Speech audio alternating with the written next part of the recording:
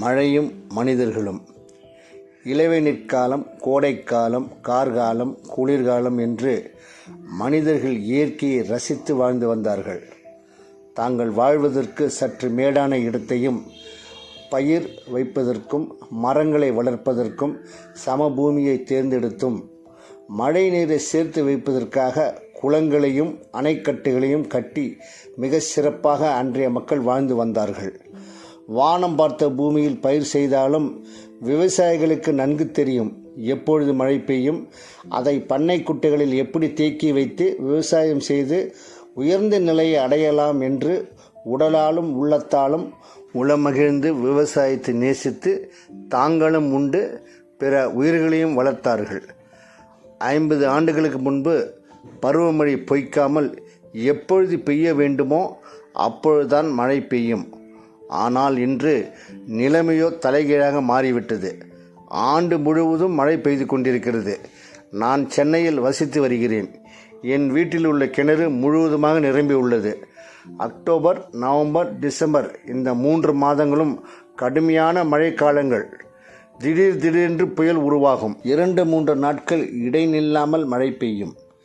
பெய்யும் மழை நீரை நான் எங்கு கொண்டு சேர்த்து வைப்பேன் என்று நான் மட்டும் தீவிரமாக யோசிக்க மாட்டேன். ஒவ்வொருவரும் யோசிக்க வேண்டிய நேரம் வந்துவிட்டது.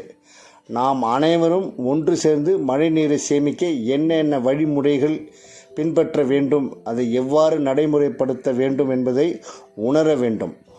ஒவ்வொரு தனிநபரும் தங்களால் இயன்ற மட்டும் நீர்நிலைகளில் வீடு கட்டுவதோ மழை நீர் தேங்கும் இடங்களில் மண்ணை நிரப்பி பெரிய கட்டடங்களை கட்டுவதையோ தவிர்க்க வேண்டும். குட்டைகளில் தேவையற்ற கழிவுகளையோ கட்டடப் பொருட்களையோ அதில் நிரப்பி அது இருக்கும் இடத்தை இல்லாமல் செய்யக்கூடாது. இயற்கை மனிதர்களுக்கும் மழைக்கும் அவர்களுக்கு உரிய இடத்தை கொடுத்துள்ளது. மனிதர்கள் மழை நீரின் இடத்தை அபகரித்து கொண்டால் மழை நீர் எங்கே போகும்?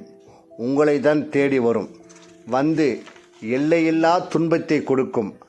அள்ளி அள்ளி வாரி கொட்டினாலும் நம் கைகள் ஓய்ந்து போனாலும் அது நம்மை நாடி வருவதை நிறுத்தாது.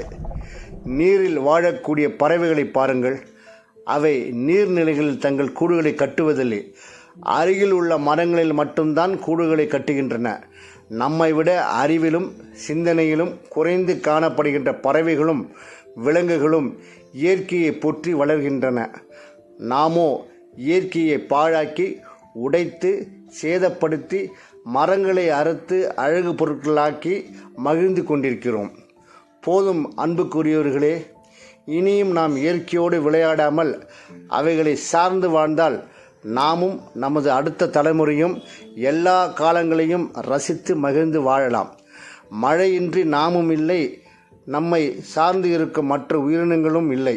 அளவோடு ஆசைப்படுவோம், இயற்கை வளத்தோடு வாழ்ந்து பார்ப்போம்.